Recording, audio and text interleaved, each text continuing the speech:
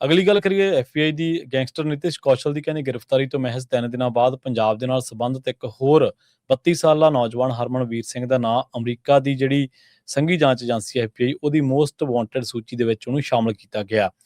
ਹਰਮਨਵੀਰ ਉੱਤੇ ਉੱਤਰੀ ਅਮਰੀਕਾ ਦੇ ਵਿੱਚ ਨਸ਼ੀਲੇ ਪਦਾਰਥਾਂ ਦੀ ਕੌਮਾਂਤਰੀ ਤਸਕਰੀ ਕਰਨ ਵਾਲੇ ਇੱਕ ਅਪਰਾਧਿਕ ਗਰੋਹ ਦੇ ਵਿੱਚ ਵੱਡੀ ਭੂਮਿਕਾ ਨਿਭਾਉਣ ਦੇ ਗੰਭੀਰ ਦੋਸ਼ ਨੇ। ਜਾਂਚਕਰਤਾਵਾਂ ਦੇ ਮੁਤਾਬਕ ਹਰਮਨਵੀਰ ਸਿੰਘ ਦੇ ਤਾਰ ਕੈਨੇਡਾ ਦੇ ਵੈਨਕੂਵਰ ਸਥਿਤ ਰਵਿੰਦਰ ਢਾਂਡਾ ਆਰਗੇਨਾਈਜ਼ਡ ਗਰੁੱਪ ਦੇ ਨਾਲ ਜੁੜੇ ਹੋਏ ਨੇ।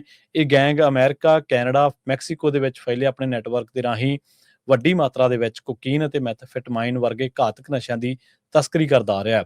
23 ਜੂਨ 2026 ਨੂੰ ਅਮਰੀਕਾ ਦੇ ਕੈਲੀਫੋਰਨੀਆ ਦੀ ਜ਼ਿਲ੍ਹਾ ਅਦਾਲਤ ਵੱਲੋਂ ਹਰਮਨਵੀਰ ਸਿੰਘ ਦੇ ਖਿਲਾਫ ਸੰਘੀ ਗ੍ਰਿਫਤਾਰੀ ਵਾਰੰਟ ਜਿਹੜਾ ਉਹ ਜਾਰੀ ਕੀਤਾ ਗਿਆ ਸੀ। ਇਸ ਸੰਬੰਧ ਦੇ ਵਿੱਚ ਆਪਾਂ ਖਬਰ ਉਦੋਂ ਵੀ ਨਸ਼ਰ ਕੀਤੀ ਸੀ। ਐਫਬੀਆਈ ਦੁਆਰਾ ਜਾਰੀ ਇਸ ਬਿਆਨ ਦੇ ਮੁਤਾਬਕ ਉਸ ਤੇ ਨਸ਼ੀਲੇ ਪਦਾਰਥਾਂ ਦੀ ਵੰਡ ਕਰਨ, ਬਰਾਮਦਗੀ ਅਤੇ ਗੈਰ ਕਾਨੂੰਨੀ ਰੱਖ ਰਖਾਅ ਦੀ ਸਾਜ਼ਿਸ਼ ਰਚਣ ਦੇ ਜਿਹੜੇ ਦੋਸ਼ ਨੇ ਉਹ ਆਇਦ ਕੀਤੇ ਗਏ ਨੇ। ਇਹ ਦੱਸ ਦਈਏ ਕਿ ਐਫਬੀਆਈ ਦੀ ਜਿਹੜੀ ਮੋਸਟ ਵਾਂਟਡ ਸੂਚੀ ਉਹਦੇ ਵਿੱਚ ਸਿਰਫ ਉਹਨਾਂ ਭਗੌੜਿਆਂ ਨੂੰ ਸ਼ਾਮਲ ਕੀਤਾ ਜਾਂਦਾ ਜੋ ਬੇਹੱਦ ਖਤਰਨਾਕ ਹੁੰਦੇ ਨੇ ਜਾਂ ਕਤਲ, ਨਸ਼ਾ ਤਸਕਰੀ ਜਾਂ ਫਿਰ ਸੰਗਠਿਤ ਅਪਰਾਧ ਵਰਗੇ ਜਿਹੜੇ ਗੰਭੀਰ ਮਾਮਲੇ ਉਹਨਾਂ ਦੇ ਵਿੱਚ ਸ਼ਾਮਲ ਹੁੰਦੇ ਨੇ। ਇਸ ਸੂਚੀ ਦੇ ਵਿੱਚ ਨਾਂ ਆਉਣ ਤੋਂ ਬਾਅਦ ਹਰਮਨਵੀਰ ਸਿੰਘ ਜਿਹੜਾ ਉਹ ਵਿਸ਼ਵ ਭਰ ਦੀਆਂ ਕਾਨੂੰਨ ਦੀਆਂ ਏਜੰਸੀਆਂ ਦੀ ਹਿੱਟ ਲਿਸਟ ਤੇ ਆ ਗਿਆ।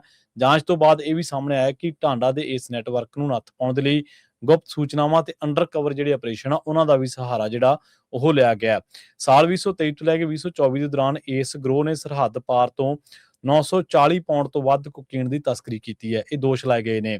ਰਾਇਲ ਕੈਨੇਡੀਅਨ ਮਾਊਂਟਡ ਪੁਲਿਸ ਅਤੇ ਐਫਬੀਆਈ ਨੇ ਸਾਂਝੇ ਤੌਰ ਤੇ ਆਪਰੇਸ਼ਨ ਹਾਰਡਬਾਲ ਦੇ ਤਹਿਤ ਢਾਂਡਾ, ਬਿਸ਼ਨੋਈ ਤੇ ਭਗਵਾਨਪੁਰੀਆ ਗੈਂਗਾਂ ਨੂੰ ਨਿਸ਼ਾਨਾ ਬਣਾ ਕੇ 23 ਜੂਨ ਤੋਂ ਲੈ ਕੇ ਹੁਣ ਤੱਕ ਕਈ ਮੁੱਖ ਮੈਂਬਰਾਂ ਨੂੰ ਜਿਹੜਾ ਉਹ ਗ੍ਰਿਫਤਾਰ ਕਰਕੇ ਇਸ ਜਿਹੜਾ ਵੀ ਆਰਗੇਨਾਈਜ਼ਡ ਕ੍ਰਾਈਮ ਸੀਗਾ, ਜਿਹੜੇ ਗਰੁੱਪ ਸੀਗੇ ਉਹਨਾਂ ਦੇ ਜਿਹੜਾ ਢਾਂਚਾ ਸੀਗਾ ਉਹਨੂੰ ਤਬਾਹ ਕੀਤਾ।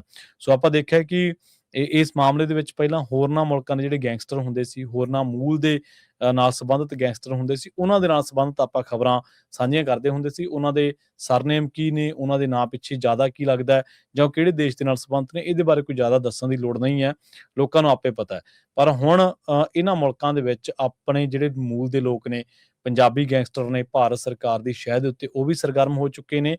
ਇਹਦਾ ਹੋਰ ਫਰਕ ਪਵੇ ਨਾ ਪਵੇ, ਜਿਹੜਾ ਤਾਂ ਇੱਕ ਟਰਾਂਸਨੈਸ਼ਨਲ ਰਿਪਰੈਸ਼ਨ ਕਰ ਰਹੀ ਹੈ ਭਾਰਤ ਸਰਕਾਰ, ਉਹਦੇ ਮਾਮਲੇ ਦੇ ਵਿੱਚ ਇਹ ਬਹੁਤ ਵੱਡਾ ਅਸਰ ਜਿਹੜਾ ਆਉਣ ਵਾਲੇ ਟਾਈਮ ਦੇ ਵਿੱਚ ਪਾਊਗਾ। ਦੂਜਾ ਜਿਹੜਾ ਅਸਰ ਆ, ਕਿਉਂਕਿ ਸਾਰਿਆਂ ਦੇ ਨਾਮ ਦੇ ਨਾਲ ਸਿੰਘ ਲੱਗਦਾ ਜਾਂ ਕੋਈ ਸ਼ਰਮਾ ਲੱਗਦਾ ਜਾਂ ਕੋਈ ਗੁਪਤਾ ਵੀ ਲੱਗਦਾ, ਜਿੰਨੇ ਨਾਮ ਇਸ ਤਰ੍ਹਾਂ ਦੇ ਨਾਮ ਨੇ ਉਹਨਾਂ ਸਾਰੇ ਨਾਮਾਂ ਦੇ ਨਾਲ ਸੰਬੰਧਿਤ ਲੋਕਾਂ ਨੂੰ ਸ਼ੱਕ ਦੀ ਨਜ਼ਰ ਦੇ ਨਾਲ ਦੇਖਿਆ ਜਾਣ ਲੱਗੂਗਾ। ਸੋ ਇਹ ਬੜੀ ਇੱਕ ਚਿੰਤਾ ਵਾਲੀ ਗੱਲ ਆ ਵੀ ਜਿੱਥੇ ਸਾਡੇ ਨੌਜਵਾਨ ਕੁਰਾਹੇ ਪੈ ਕੇ ਇੱਥੋਂ ਦੇ ਕਾਨੂੰਨ ਦੇ ਸ਼ਿਕੰਜੇ ਦੇ ਵਿੱਚ ਫਸਦੇ ਜਾ ਰਹੇ ਨੇ, ਉੱਥੇ ਜਿਹੜਾ ਆਉਣ ਵਾਲਾ ਸਮਾਂ ਸਾਡੀ ਨੌਜਵਾਨੀ ਦੇ ਲਈ ਉਹ ਵੀ ਕੋਈ ਬਹੁਤਾ ਚੰਗਾ ਨਹੀਂ ਹੈ। ਕਿਉਂਕਿ ਲੋਕ ਬੋਲਣ ਨਾ ਬੋਲਣ, 10 ਸਾਲ ਨਾ ਬੋਲਣ, 15 ਸਾਲ ਨਾ ਬੋਲਣ, ਪਰ ਜਦੋਂ ਇਹ ਰਿਐਕਟ ਕਰਨ ਲੱਗ ਪਏ ਇਹੋ ਜਿਹੇ ਮਾਮਲਿਆਂ ਦੇ ਵਿੱਚ, ਡਰੱਗ ਤਸਕਰੀ ਦੇ ਮਾਮਲਿਆਂ ਦੇ ਵਿੱਚ, ਫਿਰ ਔਖਾ ਸਾਰਿਆਂ ਦਾ ਹੀ ਹੋ ਜਾਣਾ। ਜੀ।